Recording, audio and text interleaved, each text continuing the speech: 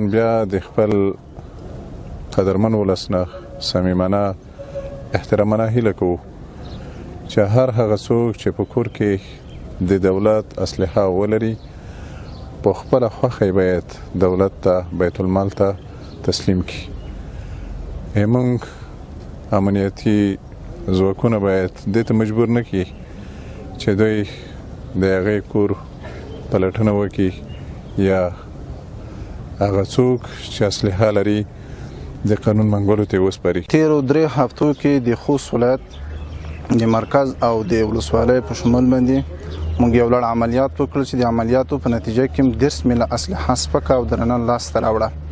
د دغه عملیاتو په تور باندې 10 نفر نیول شوي دي چې وروسته د دوسیې د بشپړېدلو نه موږ عدلي او قضایي ارګانونو ته تسلیم کړي دي.